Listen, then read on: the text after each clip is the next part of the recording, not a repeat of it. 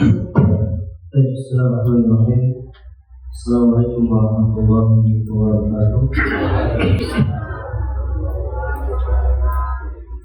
Alhamdulillah, nahmaduhu wa nasta'inuhu wa nastaghfiruhu wa natubu ilayh wa na'udzu billahi min shururi anfusina wa sayyiati a'malina. Man yahdihillahu fala mudilla lahu wa man yudlilhu fala hadiya lahu. Asyhadu an la ilaha illallah wahdahu la syarika lahu wa asyhadu anna Muhammadan abduhu wa rasuluhu la nabiyya wa la rasula ba'dah. Allah Ta'ala fi kitabihil karim, ya ayyuhalladzina amanu taqullaha haqqa tuqatih wa la tamutunna illa wa antum muslimun.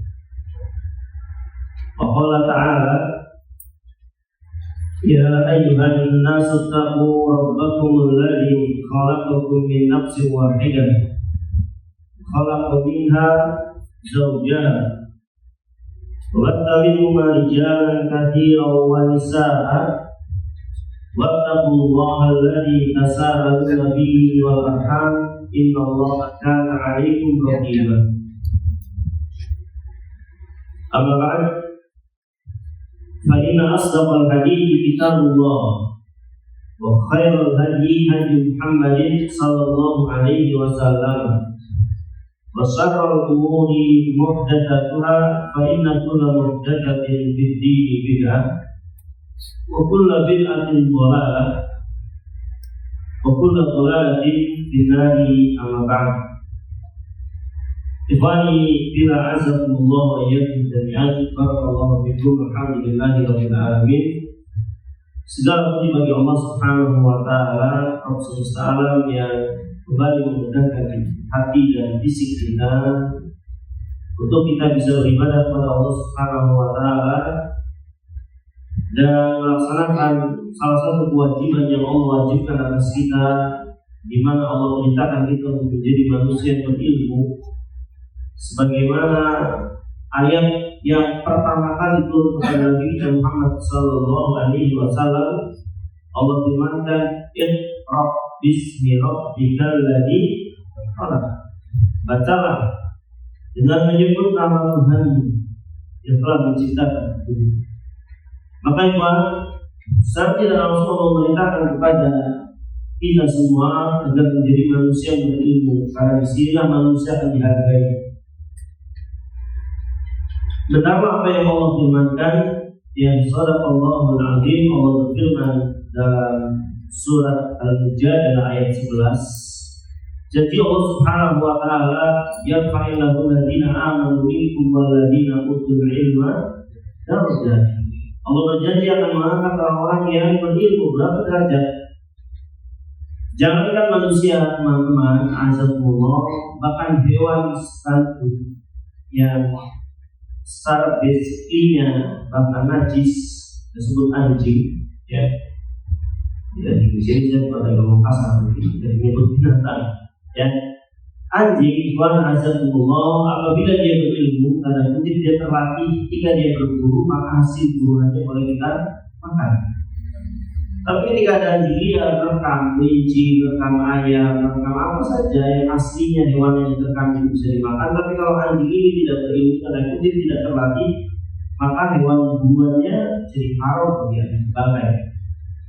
Tapi ketika antum melatih anjing ini, ya, agar menjadi anjing yang berilmu, terlatih dan disuruh berburu, ya, tadi dapat ayam hutan datang ke antum keadaan ayam sudah mati, maka yang hewan ini boleh antum konsumsi.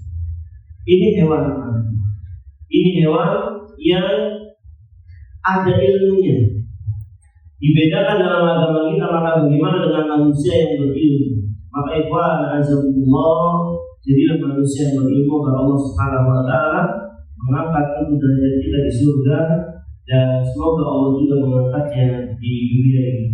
Tapi bila azakumullah, kita masih di bab yang kedua, ya, dari penjelasan beliau rahimahullah taala dan dalil yang berbawakan. Kita masih di dalil yang terakhir dari yang sangat panjang buat azakumullah, Kita sudah bahas surat An-Nahl ayat 120 di bab ini dan surat Al-Mu'minun ayat 59. Ya sudah, ini Inna Ibrahim kana ummatan qanitan lillahi hanifan wa lam yakun minal musyrikin. Sesungguhnya Nabi Ibrahim itu adalah umat yang umat ini maknanya banyak kembali iman, qudwah, contoh, zaman, qaifah, billah, yang qanitan taat kepada Allah dan tingkat ketaatannya yang tidak pernah Allah Subhanahu wa taala menguji manusia dalam sisi ketaatan yang semisal dengan Ibrahim alaihissalam, dari mulai macam-macam sabarnya, bayangin beliau harus menghadapi bapaknya sendiri membuat berhala, bapaknya sendiri membuat berhala. Itu dari segi dakwah dari itu kelihatan betapa beratnya dari Ibrahim alaihissalam. Rata-rata orang itu lawan orang lain, dakwah ini lawan bapaknya di antaranya. Tapi Allah katakan umat dan qanidah, dia imamnya orang-orang yang taat dalam segala hal, lillahi hanifah, dan dia adalah orang yang beragama lurus, walau yakun minal musyrikin, dan sekali-kali Ibrahim bukan termasuk orang-orang yang musyrik. Ini sudah kita lewati dan Al-Mu'minun sudah. Kita masih di hadis yang panjang, sudah cukup waktunya. Baik, azabullah wa iyyakum jami'an. Bismillahirrahmanirrahim. Qala al-mu'allif rahimahullah ta'ala, babu man haqqaqa tauhid dakhala al-jannah bi ghairi hisabin. Boleh ditambahkan wala adab. Barang siapa yang mengamalkan, merealisasikan tauhid dengan sebenar-benarnya, kemarin sudah saya jelaskan, ada yang bertauhid ibadah kepada selain Allah, ibadah kepada paku, minta kepada kiai Islam. Kiai Islam siapa bu? Ada kiai Islam disembah juga Budi, ada di salah satu kota di Indonesia. Dia tak nyembah Allah semata, tapi enggak termasuk orang yang hak tauhid, merealisasikan tauhid.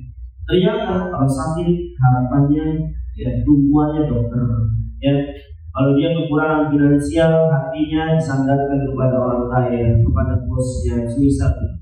Berarti ada hak tauhid yang terkurang. Dia tidak benar-benar merealisasikan tauhid dengan semurni-murninya.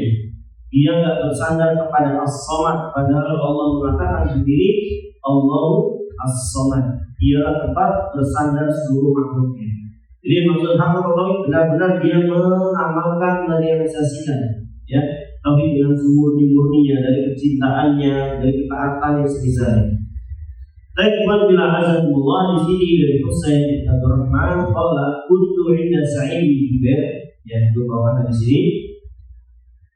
Hadis ini dari sahabat Husain bin Abdurrahman, kata beliau, kuntu 'inda Sa'id bin Jubair, saya berada di dekat Sa'id bin Jubair, salah sahabat, dua orang di sini, faqala, maka Sa'id, dari dua, ada Husain, ada Sa'id, saya panggil itu aja dua nama lengkap. Ada Sa'id, ada Husain. Perhatikan percakapan imannya enak juga, dan dijelaskan pula semua. Salah satu syarat tauhid di sini al-qaulu fi wajib punya Syekh. Lalu diajib lagi menjelaskan di sini, di sini pada azabullah. Itu kita pakai ini aja dulu bahasa di sini. Biasanya kita pakai namanya guru beliau untuk sekedar pengetahuan. Guru biasa Sa'di ini bikin syarat kita baca segini. Muridnya bikin 2 jilid yang setebal-tebal. Bukan berarti seorang murid meminta dari gurunya. Di sini sangat ringkas, di sini itu dibahas nahwunya, dibahas alfat-alfat yang goib misalnya. Karena dia ada perbedaan ikhwan bila azamullah tentang ulibat aliyah umam, diperlihatkan. Dia mengatakan di sini nanti ini terjadi pada mimpi beliau, tapi nanti disebutkan di Fathul Majid salah satu syarat kitab tauhid disebutkan ini terjadi pada malam Isra Mi'raj. Dia kedua nanti. Hari ini beritahu yang semua sudah antum telan saja, tidak usah pakai bilang. Kok bisa ya? Bukan mahalnya, bukan tempatnya otak kita untuk mencerna berita-berita yang akan saya sampaikan kepada Anda. Baik, kata Husain ya bin Abdurrahman, kuntu inda Sa'id bin Jubair. Saya berada di samping Sa'id bin Jubair. Ya, faqala, maka Sa'id bertanya kepada Husain, ayyukum ra'al kawkab alladhi infaddal bariha. Kata Sa'id, siapa di antara kalian yang tadi malam melihat bintang jatuh? Ya, saqatul bariha. Dikatakan di sini bintang jatuh yang kita orang Indonesia menganggapnya apa biasanya? Ya, perlu antum tahu teman-teman semua, ada 3 fungsi bintang. Tujuan Allah menciptakan bintang itu fungsinya hanya 3. Siapa yang mengamalkan, siapa yang menggunakan dari 3 fungsi ini, maka dia akan tersesat. Ya. Ilmu perbintangan ada 2, pertama itu harus tahu. Ada ilmu takhir, ada ilmu taisir. Ada ilmu takhir, ada ilmu taisir. Ilmu takhir itu apa? Ilmu yang mempelajari bintang ini berpengaruh kepada ini, zodiak, ada zodiak saja. Itu ilmu takhir, itu ilmu yang diharapkan dalam agama kita. Itu ilmu berhubungan. Ada ilmu taisir. Ya, ilmu taisir ini yang dibolehkan. Kalau kita Indonesia punya BMKG, memprediksi akan terjadi badai, akan terjadi tsunami, prediksi saja. Ya, kalau dulu bahasanya bukan prediksi, apa? Ramalan cuaca. Jadi ketika alhamdulillah ramalan nggak boleh jelas. Prediksi bisa jadi bisa enggak. Ya, boleh untuk menentukan arah kiblat, untuk menentukan kalau dulu ada kompak dari GPS, maka kalau orang mau sini lihat bintang itu dia aja bintang itu. Kalau mau salah itu dia aja bintang itu. Jadi pada azamullah ada 2 ilmu perbintangan, yang satu dibolehkan, yang satu tidak. Ada ilmu takhir yang haram, ada pembahasan tersendiri. Ilmu tentang wujud, yang kedua ilmu taisir, ya, ilmu tentang bagaimana ya menghitung bulan, ya, kapan ini tanggal 1, tanggal 2, tanggal 3, sebelum bilang ini baru tanggal 16 lagi bulannya bulannya, ya, itu contohnya, itu ilmu yang diperbolehkan, ya, ilmu taisir, dengan kabiat kalau begitu. Lalu yang ada dari bintang-bintang yang ada di langit. Baik. Fungsi bintang Allah Subhanahu wa taala tetapkan 3, hanya 3. Kan tidak boleh gunakan selain 3 itu. Yang pertama fungsinya adalah alat penunjuk arah. Alat penunjuk dari Allah. Ya. Digunakan untuk menunjukkan satu arah tertentu. Ini fungsi bintang yang pertama. Kalau dulu kan di lautan, tidak ada radar, tidak ada GPS, mungkin peta pun mereka belum ada, ya. Maka mereka kalau mau satu daerah, ya maka mau sudah bintang yang disebut bintang tidak pindah-pindah, ya. Misalnya mereka kan duduk sana, tengah lautan, tengah badan pasti, kalau tidak bintang. Yang kedua fungsi bintang adalah Allah jelaskan dalam surat Tabarak, ya, rujuman lisyayatin, alat pelempar setan. Nanti kita jelaskan di sini bagaimana ya setan bisa dibakar oleh bintang air, ya. Dan itu salah satunya fungsinya adalah alat pelempar setan. Yang ketiga fungsi bintang adalah penghias langit saja, penghias langit, ya, zina sebagai penghias langit saja. Sudah fungsinya tiga ini. Baik, ini sekarang pertama saja. Kita kembali ke di sini. Ayyukum ra'al kawkab alladhi fadda al-bari. Siapa di antara kalian yang tadi malam melihat bintang jatuh? Maka Sa'id, ya, kullu, saya katakan ana, saya. Ya, amma ini kumma kullu, amma ini lam akun fi sholat. Kata Sa'id, ya saya lihat karena saya lagi sholat. Dia kata menarik teman-teman, azabullah, ya.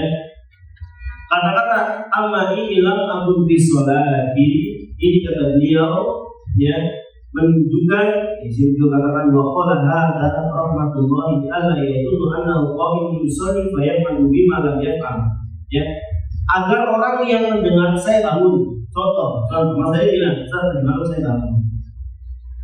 Iya, saya itu hebat. Sholat malam. Tahu ada tadi malam apa? Mati lampu. Misalkan harus isi token jam 2 malam. Kalau beliau tidak jelaskan isi token tadi malam, saya akan menyangka beliau sholat malam. Perhatikan di sini, ini kaumnya sahabat, mereka tidak mau dipuji sesuatu yang tidak mereka lakukan. Saya ulangi, ya. Ini hebatnya para sahabat, mereka tidak mau dipuji terhadap sesuatu yang tidak mereka lakukan. Ada talbisul iblis, teman-teman. Dia masuk di talbisul iblis. Apa itu? Antum dipuji atas kewajiban antum yang sudah antum lakukan. Itu talbisul iblis. Mas Habib sholat zuhur, hebat sholat zuhur. Ya bangga karena talbisul iblis. Kenapa? Tidak ada yang perlu dipuji, memang kewajiban dia. Paham? Tidak ada yang perlu dipuji. Yang perlu dipuji itu sesuatu yang tidak menjadi kewajiban dia bisa laksanakan. Sholat malam, duha, ya, hafal Quran setiap bulan, bukan kewajiban dia. Baik, maka dipuji dan berbangga dalam artian bangga di alhamdulillahirabbil alamin, yang menyombongkan dan subhanallah, ini yang benar. Tapi kalau seorang antum misalnya, insyaallah antum pekerjaan antum hebat, dia memang kewajiban dia, ada yang perlu dipuji. Ya, Imam Bukhari masukkan ini dalam talbisul iblis. Apa itu? Seseorang yang bangga dipuji atas kewajiban yang telah dia tunaikan. Hebat bisa haji, tidak ada perlu dipuji. Memang kewajiban dia sebagai orang yang mampu, dia bisa berangkat haji, dan kewajibannya adalah dipuji. Ada orang habis sholat, sholat tidak ada. Tidak. Ibn Azabullah Sa'id menetralisir hatinya. Dia mengatakan, amma ini lam akun fis sholat. Saya tadi malam tidak sholat. Supaya Sa'id tidak mikir, oh jadi ya orang ini bangun melihat bintang jatuh karena lagi sholat. Ya kalau dulu sholat kan akhirnya kelihatan ya di atas bintang langsung. Ya jadi tahu jarak jauhnya bintang. Ya dia mengatakan saya tidak sholat. Ya karena beliau ini termasuk rahmatnya Allah Subhanahu Wa Taala agar ya lihatlah ya pun anahu qa'imun yusalli fayamma bima lam yaf'al, agar orang-orang tidak memuji dia sesuatu yang lam yaf'al, tidak dia lakukan. Baik, ya. Dan ini kata beliau hada khilafu ma'alaihi ba'du, ini berbeda dengan sebagian orang yang ada. Ya kata dengan bahasa seakan-akan dia yang melakukan, seakan-akan dia yang punya kontribusi di dalamnya. Ya, dan Iwan Azabullah saya ingatkan yang paling nikmat itu adalah waqafa billahi syahidun. Allah, ya itu udah paling nikmat, cukup Allah yang tahu. Antum bisa rasakan kebahagiaannya, atau bahkan merasa berdosa loh. Kalau dipuji sesuatu yang antum tidak lakukan, antum mungkin sebenarnya antum merasa ada sesuatu, ya ada sesuatu ini bukan kerjaan saya, ini bukan hasil saya dan semisalnya. Lihat Sa'id, ya fair banget dia terhadap dirinya sendiri. Dia mengatakan saya melihat bintang jatuh, saya tak sholat. Ya agar saya tidak mendeteksi dia orang yang lagi sholat malam, hebat malam sehingga bisa melihat bintang jatuh. Dia mengatakan inilah aku di sholat. Ya prabu an-nas yatawahhamu annahu yaqumu fa yusalli. Barangkali orang akan menyangka dia sedang sholat. Ya. Wa hadza min naqsi tauhid. Perhatikan dia sesuai mengatakan wa hadza min naqsi tauhid. Ini termasuk lemahnya tauhid orang. Apa itu? Ketika dia merasa sesuatu telah dia kerjakan, padahal bukan kerjaan dia. Ya, maka saya di sini mengatakan ini lam aku bisa. Saya sholat baik. Tapi nggak sholatnya bukan karena yang lain-lainnya. Ya nanti dia jelaskan. Ya, walakin luditu. Kenapa saya nggak sholat malam? Ini dikatakan. Kenapa nggak saya walakin luditu dijelaskan? Karena aglabnya kebiasaan mereka sholat malam. Justru kalau ada yang tidak sholat malam ini satu hal yang aneh. Karena kebiasaan mereka sholat malam. Tapi beliau jelaskan langsung dia terangkan. Saya tak sholat malam, tapi karena saya lagi disengat hewan, ya, lagi lara, ya, lagi sakitan dia. Jadi nggak sholat saat ini. Ya walaupun itu saya tersengat binatang. Ya menyebut akrab ya para jengking dan yang semisalnya ya. Baik, lalu beliau katakan qultu ya Sa'id tanya setelah kamu disengat ya kamu panas sengat apa yang kamu lakukan? Maka Maka kata Sa'id, iltaqaitu, saya meminta diruqyah. Baik, pada azalullah ini yang membuat hadis ini jadi panjang. Ada berarti iltaqaitu, saya minta diruqyah. Perhatikan Ikhwan, dari awal saya katakan, ada orang nggak nyembah Isa, nggak nyembah Uzair, nggak nyembah nabi-nabi, nggak nyembah wali-wali yang semisalnya, ya. Tapi ada sandaran hati yang dia sandarkan kepada selain Allah, ya. Maka berkurang nilai tauhid, nggak lepas kan, ya. Tapi ada yang berkurang, tidak termasuk manhaj atau tauhid, tidak termasuk orang yang merealisasikan tauhid dengan sembunyi-sembunyi. Ya. Iltaqaitu, saya minta diruqyah, kata Sa'id. Lalu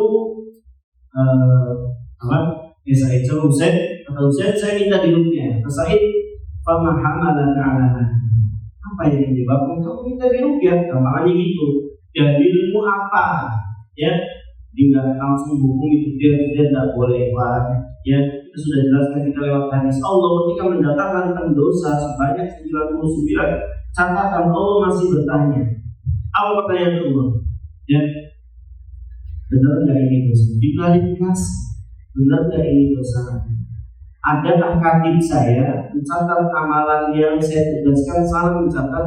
Silakan diklarifikasi. Allah, ya, pada Allah Maha tahu betul ini dosanya, ini asli perbuatan dia. Lihat, Allah mengajarkan sesuatu yang biasa.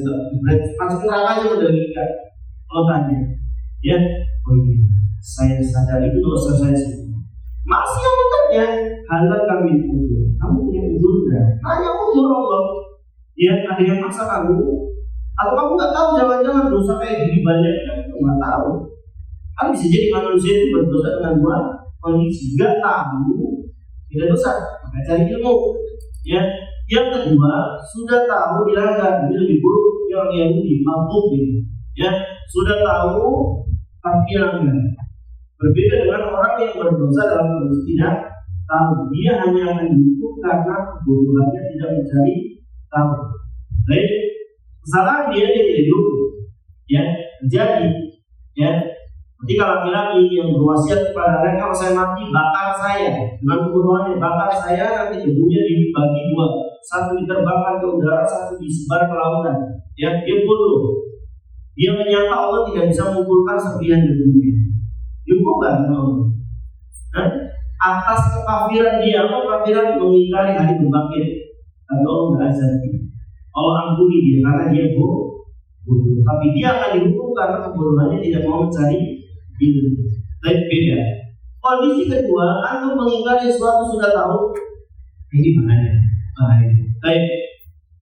Maka beliau mengatakan, "Fama hamalaka ala hadza." Apa yang menyebabkan kamu melakukan minta diruqyah? Ya, qultu, maka ya, siapa namanya? Husain berkata, hadithun hadatsana Syafi'i. Sebuah hadis dari Syafi'i. Qala ma hadatsaku, kata Sa'id, apa memang yang disampaikan oleh Syafi'i kepadamu? Maka saya katakan kepada Husain, hadatsana an Buraidah bin Husain annahu qala la ruqyata illa min 'ainin aw umma.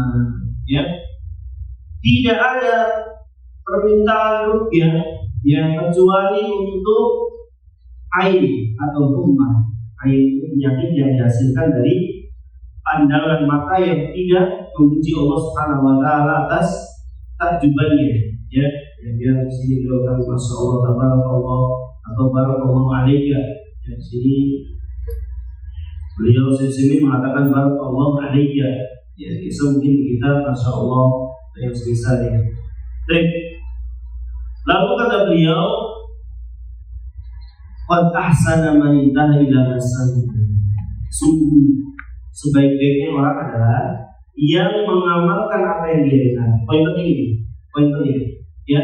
Kata-kata qad ahsana man intaha ila masannya. Sebaik-baiknya manusia adalah orang yang dia mengamalkan sesuatu yang dia ketahui dari ilmunya, jangan melampaui pengetahuannya. Ya, Sa'id gak menyalahkan Husain atas permintaan ruqyahnya. Kenapa? Karena dia melakukan itu berdasarkan ilmu yang masuk ke dia. Maka dari sini, pengetahuan antum tidak boleh antum hukumi pada orang lain. Soalnya ada orang belum tahu masalah A, ya antum udah tahu masalah ini sebetulnya nggak ada. Orang yang masih melakukan aku nggak bisa berdalam dia sampaikan dulu, ya. Ya, saya nanya dulu, kamu kenapa minta rukyah? Ya, yang saya bilang saya dengar hadis dari Syafi'i, katanya tidak ada rukyah kecuali untuk ain dan rumah. Jelaskan, ya. Atau kenapa melakukan ini? Atau jelaskan, oh saya pakai ini. Dulu saya Ustaz saya bilang ini. Tinggal lihat dalilnya benar nggak? Yang ini juga lihat dalilnya benar nggak? Silakan dikompetisi. Ini cara yang betul. Maka beliau menguji buat asal namanya. Enggak salah kamu, ya. Keliru kamu enggak. Dia mengatakan menguji buat asal namanya tahu dan asal. Kamu udah benar. Kamu melaksanakan apa yang kamu dengar, apa yang kamu tahu dari Syafi'i tadi. Nah, tapi kata beliau kata Said, walakin akan tetapi hadatsana Ibnu Abbas langsung, ya. Akan tetapi saya dapat hadis dari Ibnu Abbas langsung, yang orang yang satu keluarga dengan Nabi. Saya katakan tadi saya dapat info dari beliau, ya. Ketimbang saya ada di situ. Ya beda kondisinya. Kondisinya beliau lebih dekat ya dari kondisi atau perkara yang tadi. Maka kata Said, akan tetapi saya mendengar dari Ibnu Abbas. Ibnu Abbas langsung dari Nabi. Kalau tadi kan panjang, ya. Kalau tadi kan panjang, ya. Hadatsana Buraidah bin Husain, ya. Atau dari sini haditsun hadatsana Syafi'i qala wa ma hadatsakum kuntu hadits. Jadi ada lewat beberapa orang di sini. Kalau kata Said, saya mendengar dari Ibnu Abbas mendengar dari Nabi langsung. Baik, lebih jelas. Ini selanjutnya di'an. Baik, ana qala sungguhnya Nabi sallallahu alaihi wasallam beliau bersabda, "Ulidat alayya al-umam." Diperlihatkan kepadamu umam. Jamak dari umat terdahulu. Ini sudah masuk berita baik Umar Muhammad. Antum jangan pakai akal. Ini berita baik dari awal sampai akhir yang Nabi sampaikan ini. Ulidat alayya al-umam.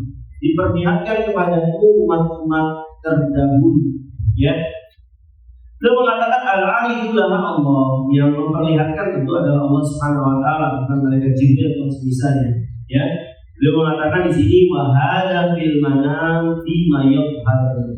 Ya. Beda dengan nanti beliau menukil dari Fathul Bari. Sini saya ambilnya ya dari Fathul Bari. Katanya yang diperlihatkan Nabi itu tatkala Nabi lagi tidur fil manam itu dalam mimpi. Karena mimpinya para nabi adalah wahyu, ya. Tapi di Fathul Majid, untuk bisa cek di sini mana azabullah, ya. Sini bukan di dalam mimpi, mengatakan ketika terjadi di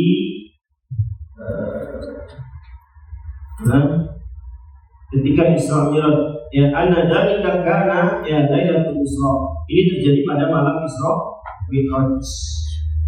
Kita tidak bisa mentarjih, kita juga tidak bisa mentarjih mana yang betul, apakah dalam mimpi ataukah dalam ketika Isra Mi'raj. Yang jelas bahwa ulama besar ini juga tunjuk dari pengarang kitab tauhid sendiri, ya, yang bikin Al-Syekh ini ya ulama, ya, para ulama juga, ya. Jadi kita sudah, ya, yang jelas dua-duanya ada di kitab ulama. Yang satu bilang ini dalam mimpi, yang satu bilang ini terjadi pada malam Isra Mi'raj. Tapi kita nggak mempermasalahkan itu. Yang jelas, ya, diperlihatkan pada Rasulullah SAW umat-umat terdahulu. Faraitu nabiyya ma'ruf. Ya. Lalu kata Nabi SAW, saya melihat seorang nabi ma'ahu ar-rahtu. Ya, ar-rahtu ini bilang azabullah. Ya, bilangan kata beliau antara minan salasati ila tis'ah, hitungan dari 3 sampai 9. Dia melihat ada nabi, itu penting, ya. Jadi ini saya jelaskan. Ukuran kebenaran bukan dari banyak dan sedikitnya berikut. Saya ulangi, ukuran benar atau tidaknya sebuah ajaran, sebuah kajian, sebuah seorang ustaz yang misalnya bukan diukur dari banyak dan sedikit, ya. Kalau tolak ukurnya banyak pasti benar, sedikit pasti salah. Nabi-nabi ini salah. Karena Nabi melihat ada seorang nabi pengikutnya Ar-Rahman. Dia mengatakan Ar-Rahman minan balatati ilanis. Hitungan nggak sampai 9 orang dari 3, 4, 5, 6, 7, 8, 9. Itu namanya Ar-Rahman. Aku berani nggak bilang nabi ini gagal.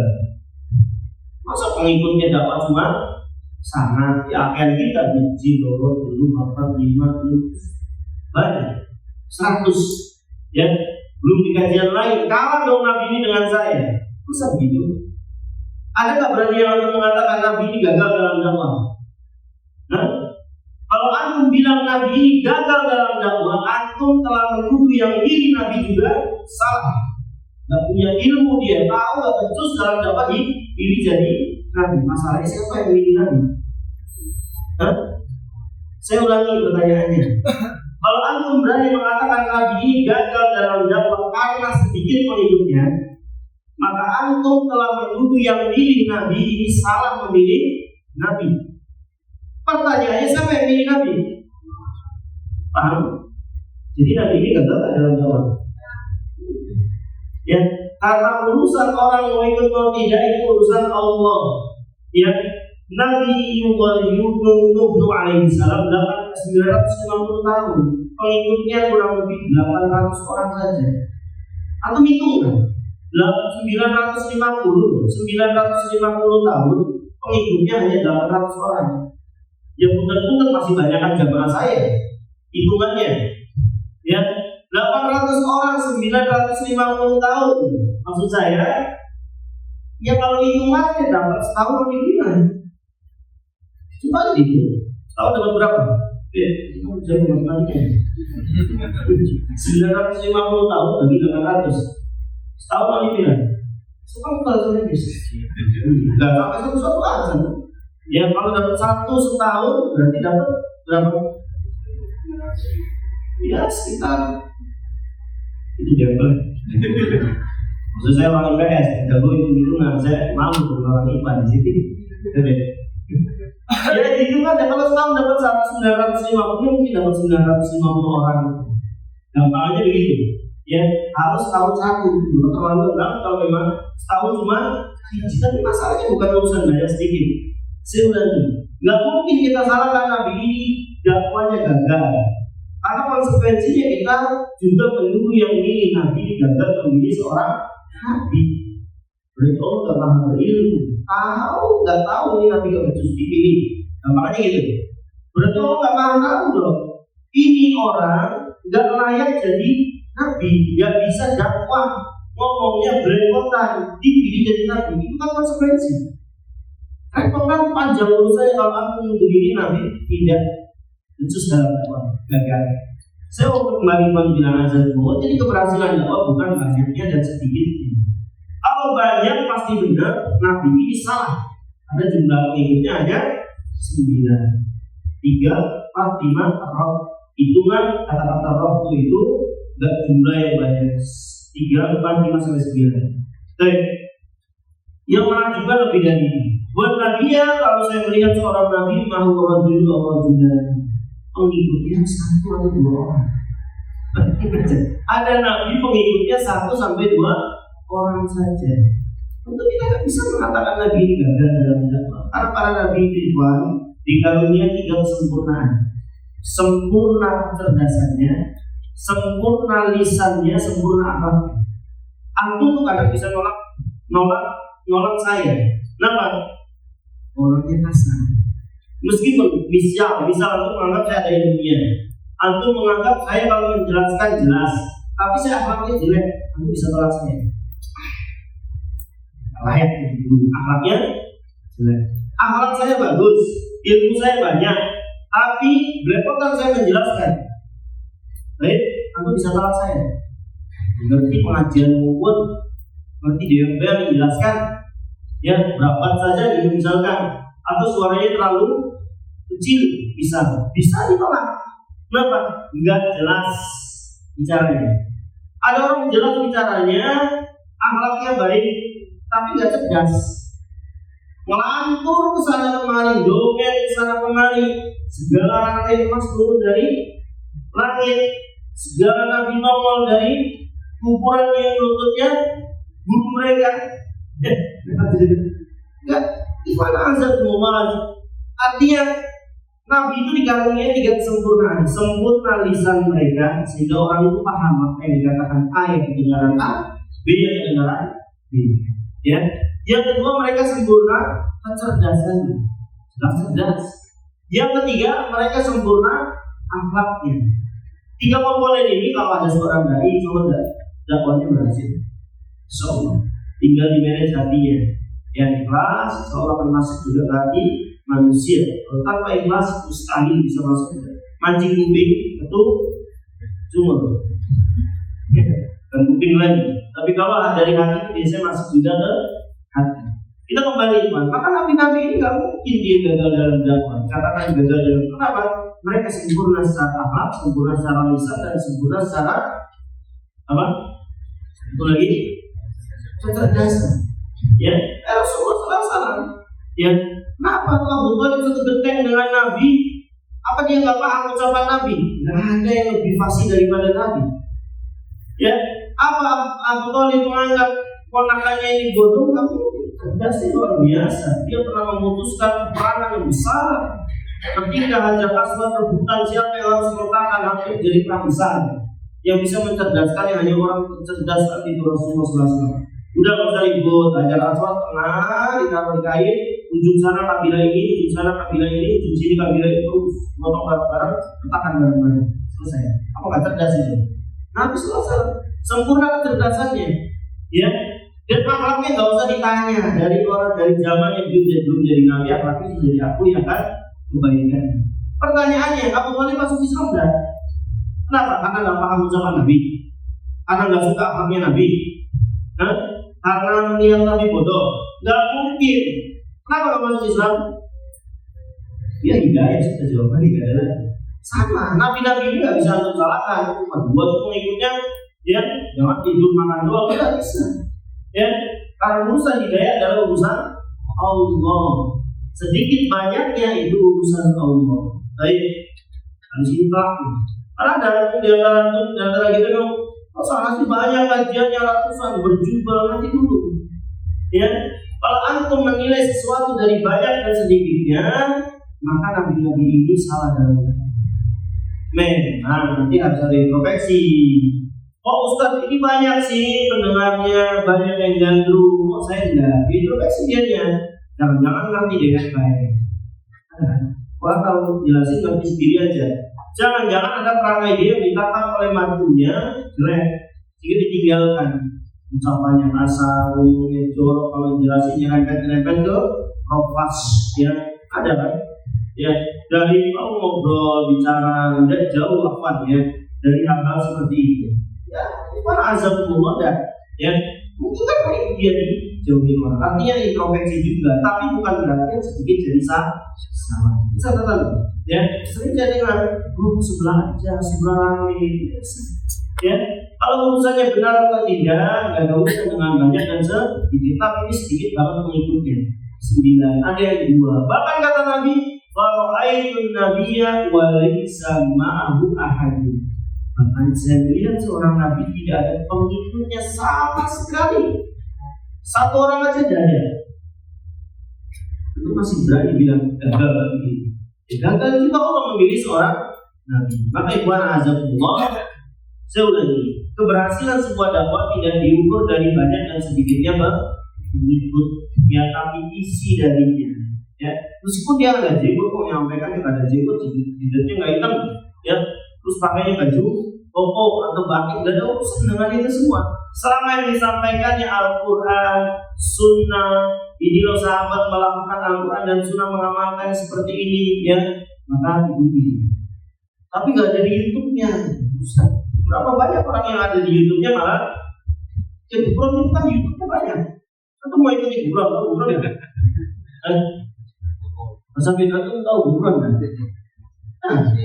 Ada di YouTube, di Facebook, di media-media. Apa karena hanya ada di situ untuk mengikuti? Ya aku ngobrol nanti dengan caci, Ya, antum akan ngobrol dengan semut, itu ajaran. Artinya, antum tidak bisa kalau ngobrolnya itu apa yang disampaikan dia ngecablak kemana-mana atau Al-Quran yang dia keluarkan, ngecablak kemana-mana atau hadis yang dia keluarkan. Jadi itu kalau ukurnya. Ya kalau Al-Quran hadis pasti benar ya, itu maksud saya. Kalau cerita dari dia, pengalaman dia, kisah-kisah dia, bisa benar, bisa salah, bisa jadi istidroj bahkan, ya kan?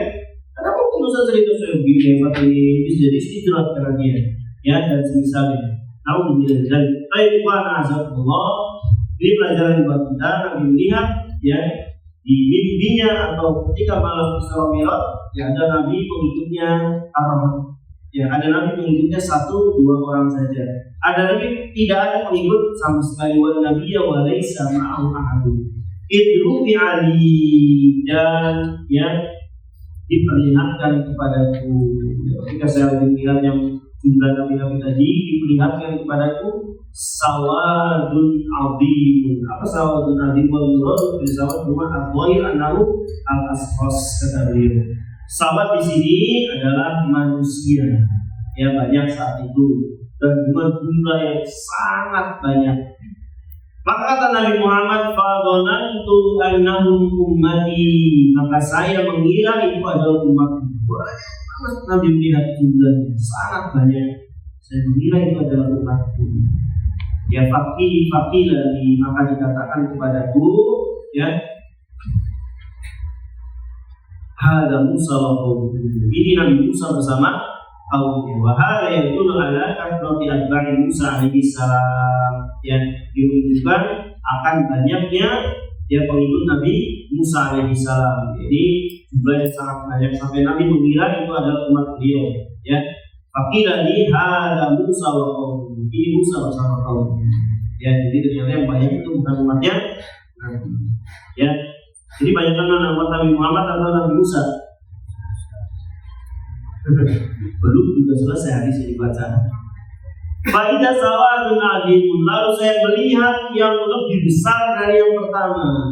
Fanadhatu faidah sawadun adhimun, ya, saya melihat yang lebih besar lagi dari yang tadi, yang umatnya Musa.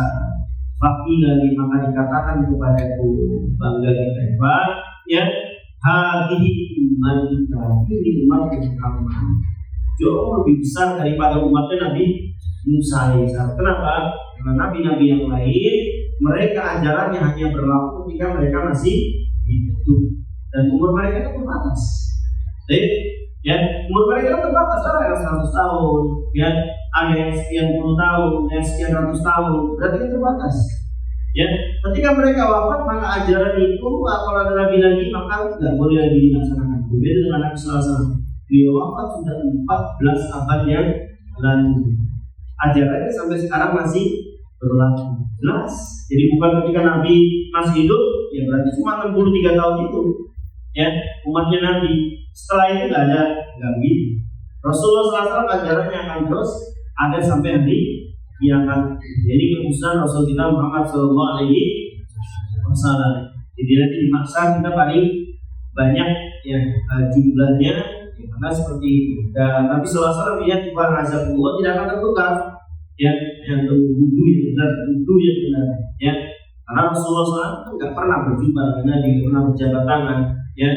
Maka bagaimana Rasulullah mengenali antum? Maka dari bekas wudhu, ya. Para sahabat bertanya, ya logika sederhana saja. Rasulullah dengan kami kan kau bisa melihat, ya, ketemu di muka Abu Bakar, di muka Umar, di muka Abdurrahman bin Auf, ya, kenal dulunya, ya. Bahkan Iman ada hadis juga, bahkan roh-roh itu kan saling berbincang di kubur itu, ya. Bisa tapi apa deh, mati dua bisa aja, bisa, ya. Umpama saya 30 tahun lagi, 40 tahun, ada buat ya anggaplah, artinya kita ketemu di sana rohnya, saling mengunjungi, ya, ternyata dia di sini akan masalah gitu kan. Jadi dijelaskan oleh Rasul, roh itu akan saling berkumpul di sana, akan saling bertanya, di mana dulu hidupnya, pulang di mana, ya pulang di mana, masih istiqomah ya, pulang di mana, ya masih puasanya bagi misalnya. Ini dijelaskan oleh Nabi kita yang mulia SAW. Ini ada bahasa di Islam Rubi. Baik. Nanti pada azamullah, Nabi SAW ditanya bagaimana kalau mengenali umat-umat yang tidak ketemu denganmu, kayak kita ini kan? Ya, apa kata beliau? Bagaimana seandainya ada kuda-kuda yang hitam, lalu di antara kuda-kuda hitam itu ada kuda-kuda yang wajahnya ada polen putihnya, tangannya ada polen hitam polennya, bercak putihnya, di kakinya ada bercak putihnya. Bisa bedakan enggak kudamu dengan kuda lain? Bisa, karena ada tandanya, itu warna putih di wajah, tangan dan kaki. Begitulah saya akan mengenali umat. Baik, maka iman azab yang benar wudhu, yang benar usaha praktek wudhu dengan kita bisa praktek wudhu, praktek sholat. Ya, belajar kita belajar tidak, tapi juga harus wudhunya harus baik, sholatnya harus baik. Bagaimana kumakinah yang semisalnya, ya. Nah, sampai apa yang Nabi katakan, bayat kaki berarti perlu kalau belajar tauhid, tamat tauhid kan, yang penting tauhid. Dia yang seperti saya katakan, sudah apa maksiat ini yang penting jangan syirik masih. Ya, jadi kita katakan betul apa kata Nabi Sallallahu Alaihi Wasallam, bayat kaki, jangan sebarkan faedah tauhid ini, nanti mereka akan bersandar hanya kepada tauhid. Baik, ibarat azabullah. Ini lagi ya. Habis kita gitu ya, hadir umatku ini umatmu ya, wa ma'hum, dan bersama umatku yang banyak tersebut ikhwan ma'azabullah, dan tentu jumlahnya tidak ada yang bisa menghitung kecuali Allah yang menciptakannya. Wa ma'hum, dan bersama umatku itu sab'una alfan, ada 70.000 yang yadkhuluna al-jannata bi ghairi hisabin wala adab, dan di antara mereka yang ada yang masuk surga dengan tanpa hisab dan tanpa adab. Hisabnya aja nggak ada. Mari kita jelaskan di awal. Ada 3 macam manusia dihisab. Diberi hisab yang paling tinggi sehingga masuk surga lebih awal. Ya. Yang kedua, hisab dengan hisab yang mudah. Ini yang baik. Sehingga doanya apa? Allahumma hasibni hisaban yasir. Yang ketiga dengan hisab atau audit yang ketat, ini hampir dia tidak akan berhasil. Ya, ini 3 macam hisab. Dan orang ini 70.000 ini wala hisab wala adab, jelas kalau nggak ada hisab jelas tidak ada adab bagi dia. Dia orang istimewa yang paling bila azabullah, ini jenis masuk surga yang paling tinggi dari sekian macam-macam orang masuk surga Allah. Dan ini ya keutamaan yang tidak diberikan kepada umat-umat yang lainnya. Tentunya ada umat Rasulullah SAW, sab'una alfan yadkhuluna al-jannata bi ghairi hisabin wala adab. Ya, orang-orang yang membuktikan tauhid. Ketika mendengar dari sini, para sahabat itu azabullah tamak dalam kebaikan. Sahabat itu tamak banget dalam kebaikan. Ya, dan mereka sangat takut terhadap keburukan menimpa mereka. Salah satu yang kita mendengar hadis ini, atau mendengar hadis tentang ada laki-laki yang Allah cintai dan Rasulullah juga mencintai dia. Semalam sahabat gak tidur, gara-gara mendengar kata Nabi, la'utiyanna ro'yata ghadan rajulan yuhibbullah wa rasuluhu wa yuhibbullah wa rasuluhu.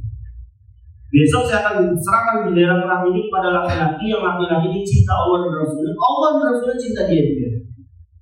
Ya, karena biasanya hanya saat saja cinta itu, tapi Allah dan Rasulullah belum tentu cinta. Kalau ini kata Nabi, bisa dipastikan Allah dan Rasulullah juga cinta kepada laki-laki tersebut. Semalam sahabat yang mendengar hadis ini nggak tidur mereka melekat berdoa, ya Allah semoga besok saya. Karena nanti ketika itu masuk rumah dia, ya langsung besok kata Nabi saya akan membesarkan bendera. Semalam sahabat nggak tidur berdoa, ya Allah semoga takdir itu saya, karena istimewa ya. Ucapan ini istimewa karena di sini ditulis oleh Nabi, laki-laki ini dicintai Allah dan Rasul. Dia orang istimewa. Tamaknya sahabat kepada kebaikan. Sama ketika mendengar ada 70.000 sahabat yang tidak ada 7.000 umat Nabi yang masuk surga tanpa ada apa kata beliau? Ya, kata Rawi di sini, "Umana ada pada orang kecil." Kemudian Nabi berlalu dan masuk rumahnya. Enggak menjelaskan siapa 70.000 ini, namanya siapa, cirinya siapa, sifatnya gimana nanti kita langsung masuk rumah. Faqala an-nasu fi ulai, maka manusia berdesas-desus. Ya, ngobrolin. Ya, sebagian mereka faqala ba'dhum, sebagian bilang fala alul ladzi sahibu Rasulullah sallallahu alaihi wasallam. Kayaknya mereka sahabatnya Nabi. Ya, sahabat itu siapa sih? Yang tahu nggak? Siapa sahabat Nabi? Terus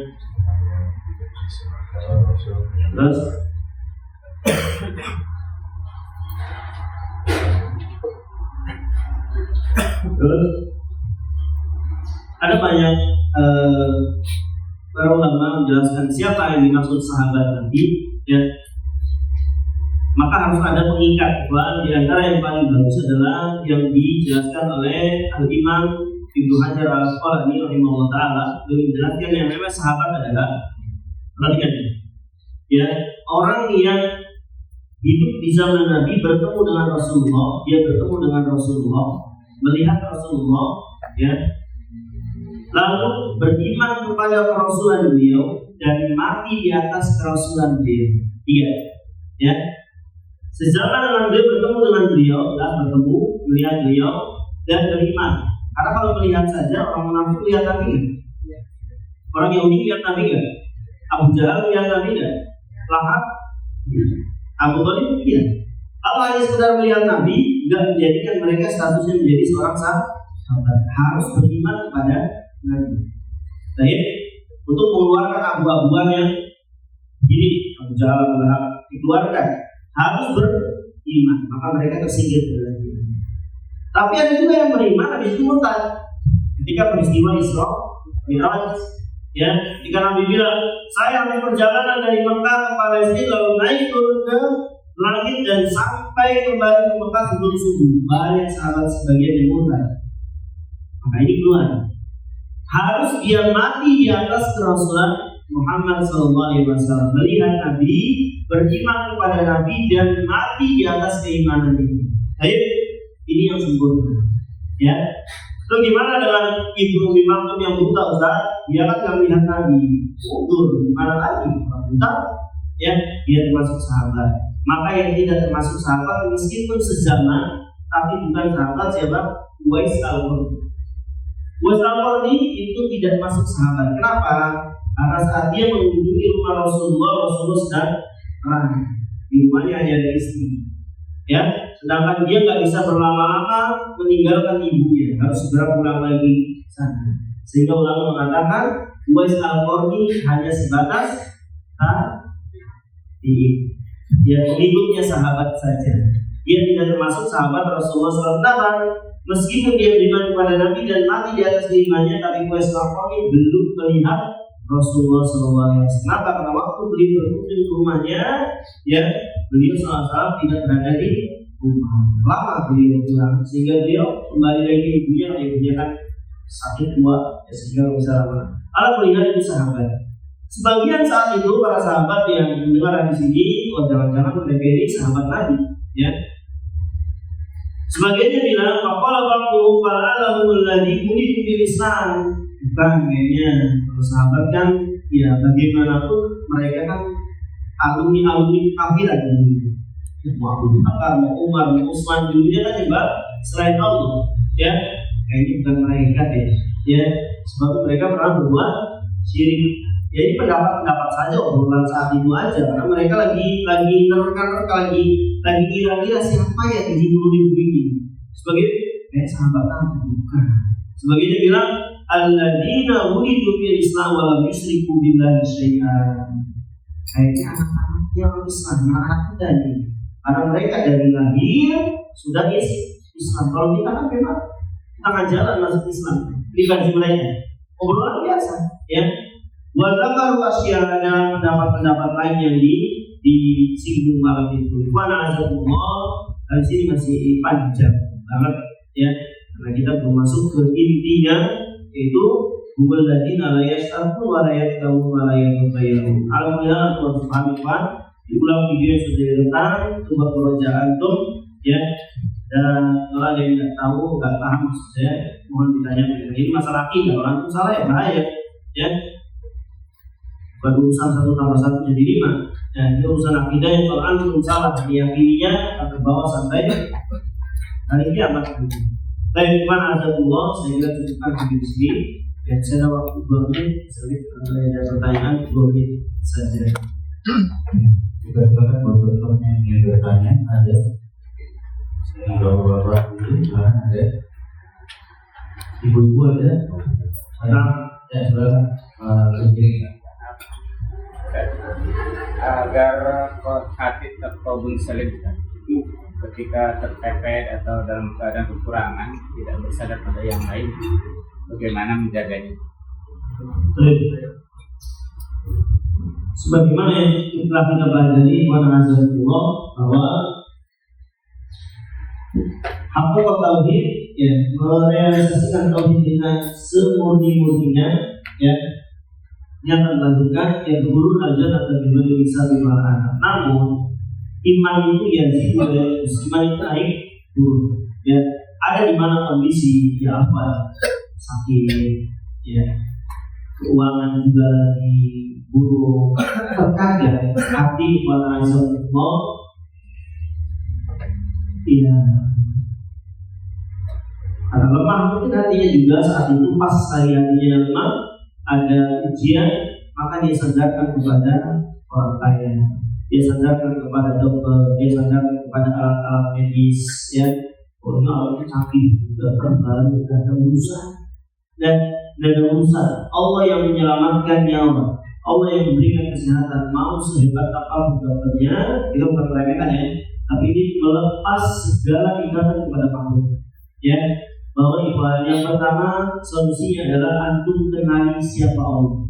Ketika antum kenal Allah, ternyata Allah punya segalanya, Allah bisa diketuk kapan saja, maka akan antum tidak akan membentuk manusia. Baik, antum ketuk rumah saya jam 2, ya apa? Lempar botol dari dalam.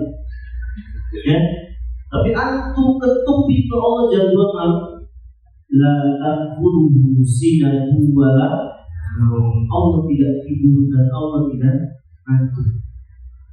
Antum ketuk saya di usia saya 70 tahun, mungkin saya udah jadi anak.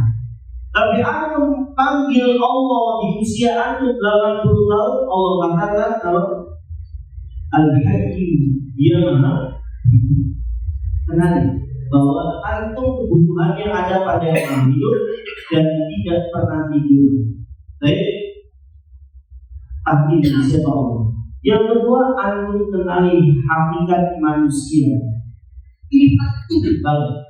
Antum kalau tahu hakikat manusia, antum akan lepas semua ikatan. Ya, manusia itu sebos-bosnya dia, seduit-duitnya dia, sebanyak-banyaknya harta dia pun masih butuh Allah. Kalau kita kan sakit, bisa apa dia? Saya tanya, duitnya bisa apa? Beli obat, silakan beli obat, habiskan semua uangnya buat beli obat, buat beli alat. Saya tanya, sudah belum? Baik, ya. Sementara antumnya berharap sama dia, dianya aja butuh sehat dari pilek aja butuh dibantu Allah, duitnya tidak berlaku, banyak perkara-perkara yang baru, ya. Jadi betul segala sesuatu kadang harus dikatakan dengan uang, tapi ada beberapa perkara yang tidak bisa diakses dengan kesehatan, panja, ibadah, haji tidak bisa. Oh, kita dengan uang. Saya tanya, ada nggak orang-orang yang uangnya banyak yang bisa haji? Masih haram. Ya, tahun ini bukti ya. Ya, yang orang dengan dalam saya ketemu dengan salah seorang usaha rumah makan, dengan gagahnya dia mengatakan, ya saya sih nggak ngomong karena saya lagi bukan urusan saya nggak dengan dia, ya. Saya lagi beli lauknya aja.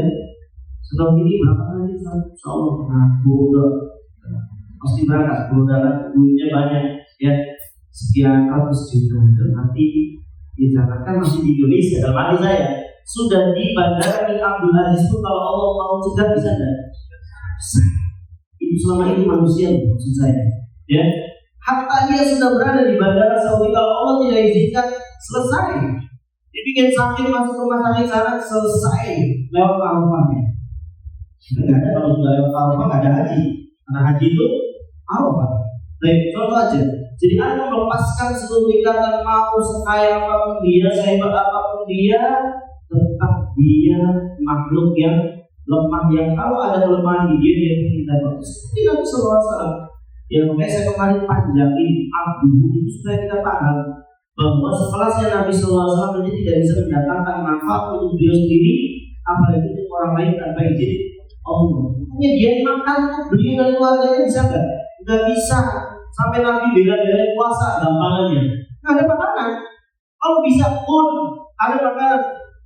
Selesai. Tapi nggak bisa. Ya, apa Nabi salah satu itu kalau bisa puasa? Nggak ada yang bisa dimakan. Nggak ada loh. Ya, bukan nanti masak dulu. Nggak ada yang bisa dimakan. Tapi nggak bisa. Turun dari langit. Ya, atau muncul bintang enggak ada. Nabi. Lalu orang kaya mana yang bisa lebih hebat dari Nabi? Raja mana yang bisa lebih dari Nabi? Itu pasti. Karena kita malah lagi kepada Allah, kenali siapa Allah, kenali siapa makhluk. Kalau sakit berobat, wajib berobat, tapi jangan pernah sadar dokter saya nangani saya hebat, ada urusan itu ya. Para artis orang-orang kaya miliar dunia itu apa yang namanya dokter-dokter biasa? Tidak, alat yang hebat, obat yang hebat, rumah sakit yang hebat, nanti juga. Atau aku pernah dengar ada putra mahkota Saudi yang koma selama sekian puluh tahun, yang wafat tahun ini yang dari beliau Allah Ta'ala. Kurang harta apa negara Saudi? Kurang peralatan apa negara Saudi? Harta, peralatan, dokter kan makhluk semua. Bisa apa? Wafat juga Pak, maka lepas kalau bagi lepas ya itu malah enak tadi. Juga ngomong ke orang dan urusan bagaimana azabullah.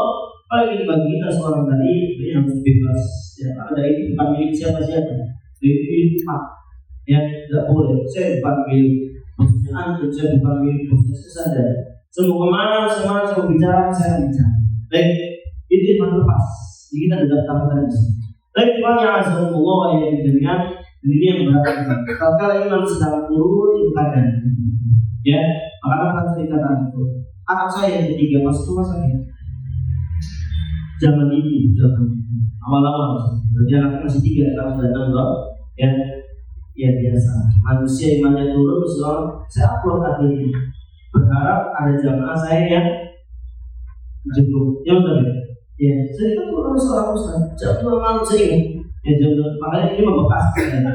Dibawa sebuah hadis Nabi Sallallahu Alaihi Wasallam apalah di sini dari Allah tapi kadang begitu kita tertutup oleh rasanya ya, rasa sedih, rasa ingin dibantu tertutup ya. Beliau bawakan hadis ana aqna syurakai an syirk man amila amalan asrafa fihi ma'i taraktu wa syirk. Tidak ngomong apa cuma bawakan itu anda paham maksudnya ya. Ada aqna syurakai an syirk, saya adalah zat yang paling gak butuh dengan sekutu.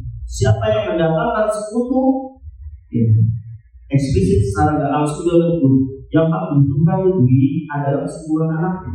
Kesembuhan anakmu itu ada pada Allah, bukan pada orang-orang yang kau harapkan bisa inovasi ya. Kesembuhannya yang kamu incar bukan uang mereka, yang kamu incar itu adalah kesembuhan. Kesembuhan itu ada pada Allah, dan Allah mengancam yang dari situ man amila amalan asroka fihi ma'i taraktu wa syirkan. Saya tinggalkan kamu bersama kesyirikan. Silakan berharap pada dokter. Silakan kamu minta manfaat saya orang lain. Silakan kamu minta manfaat pada alatnya. Taraktu wa syirkan. Ini dididik bahaya. Kamu selain Tuhan yang azab sudah. Dan Allah berikan sesuatu yang luar biasa. Ketika memang kita sadarkan kepada Allah, wa may yatawakkal 'ala Allahi fa huwa hasbuh.